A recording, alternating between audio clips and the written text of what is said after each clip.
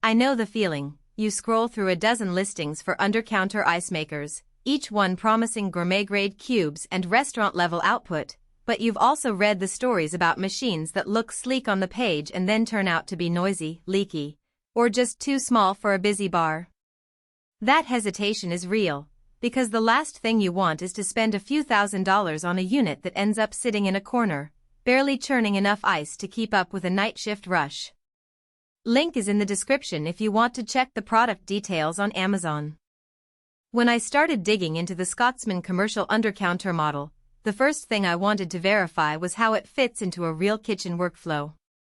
This isn't a countertop gadget you pull out for a weekend party. It's meant to be installed under a worktop, behind a service counter, or tucked into a back-of-house nook. That means the dimensions, the way the water line connects, and the drain system all have to line up with the space you have. The product description emphasizes a compact and efficient design, which sounds good on paper, but the proof is in how it actually sits beside your prep tables and whether the bin is reachable without cramming. I talked to a few CAF owners who have already installed a Scotsman undercounter unit.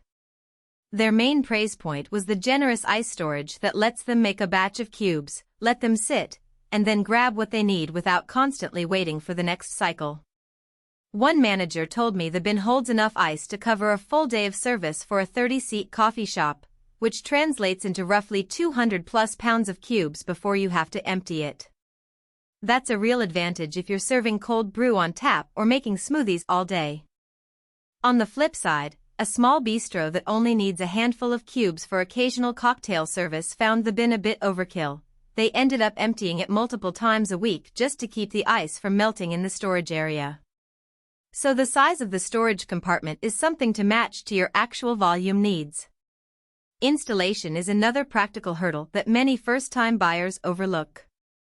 The Scotsman unit comes with a gravity drain, which means you can route the melt water straight into a floor drain or a nearby sink without needing a pump. That's a nice convenience, but you still have to plan the plumbing route ahead of time. If your kitchen layout doesn't already have a drain nearby, you might need to run a new line, which can add a few $100s in labor.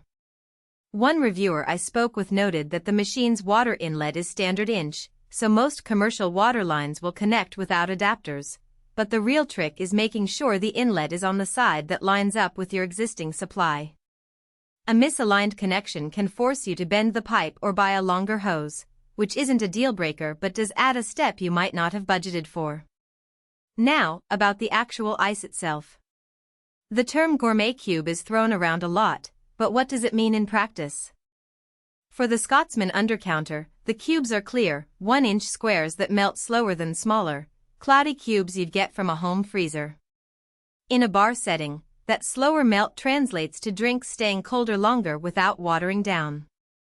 I tried a side-by-side comparison at a friend's rooftop bar. The Scotsman cubes kept a Manhattan at a crisp temperature for almost 10 minutes, while a standard countertop maker's cubes began to dilute the cocktail after just 4 minutes. That difference matters when you're charging premium prices for well-crafted drinks. However, the high production claim should be taken with context. The unit can produce roughly 50 pounds of ice per hour, which is plenty for most mid-size establishments, but it's not going to keep up with a high-volume nightclub that needs to pour dozens of drinks every minute. If your peak demand spikes above that, you'll either need a second unit or a larger floor model. That's a hidden trade-off. The undercounter form factor saves space, but you sacrifice some of the raw output you'd get from a larger freestanding machine. User-friendly features are also worth a look. The control panel is simple, just a few buttons for start, stop, and a quick reset. There's an automatic cleaning cycle that runs every few days, which is a relief because manual cleaning of ice makers can be messy and time-consuming. The machine also has an alarm that flashes when the bin is full or if there's a water supply issue, so you won't be caught off guard in the middle of a rush.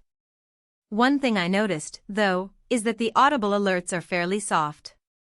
In a noisy kitchen, you might miss them unless you're regularly checking the display. That's a minor inconvenience but something to keep in mind if you rely heavily on audible cues. So who should consider this Scotsman unit? If you run a coffee shop, a small restaurant, or a